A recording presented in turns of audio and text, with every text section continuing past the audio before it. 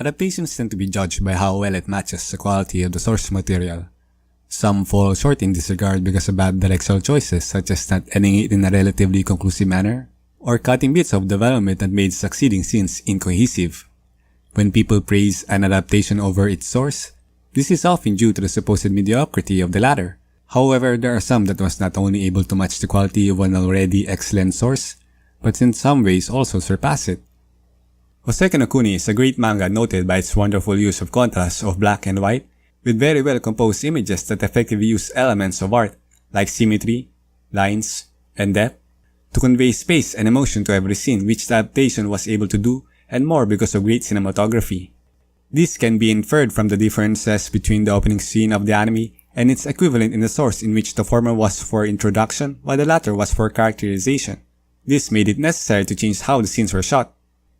Instead of 5 panels of moment-to-moment transitions of Cinnabar waking up, the adaptation chose an aspect-to-aspect transition with 5 different perspectives that hint important bits of her character, such as her desire to be taken away by the Lunarians, and the silver-colored liquid that keeps her isolated from the other gems.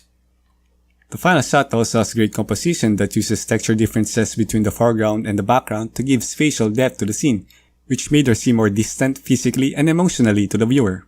It also showed her vulnerability as she took a small part of the left corner of the frame with an obvious red hue that could envelop her.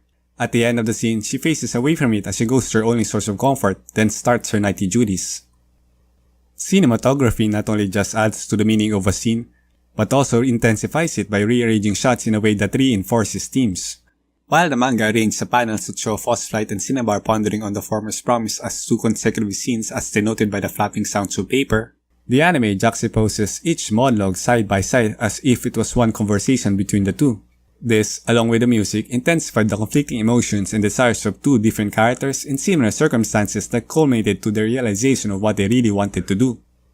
The cinematography of the action scenes were also pretty great, in that they were not only coherent but also had a certain weight to them because of the dynamic movement of the camera, which is exemplified in the fight between Diamond and the lunar monster at episode 10. For the first punch of the lunar monster, the manga used only 3 panels with little to no change in perspective, which is possible for the scene, but lacked the force that the anime was able to convey. The camera emphasized the massiveness of the creature's fist as it covers most of the screen, and accelerates with it as it smashes against Diamond, before settling to the side, which made the size and power differences between the two more evident. At one point, the camera became the fist itself as it rushes towards Diamond. The anime also took its time to emphasize each damage that she incurred throughout the scene in a variety of ways. When she crashed towards the pillar, it gave her a moment of rest just to make sure the audience is aware that she lost her right eye.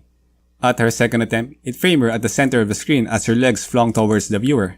At the moment when she lost her arms, the camera itself moved closer and punctuated it with the sound of glass shattering. All of this gave the scene a level of tension that the original couldn't match. Overall, the adaptation exceeded the original because of great cinematography that made better scenes that go beyond the source. However, in some aspects, the original still has an edge over the adaptation, particularly art and color, but that is another topic for another day.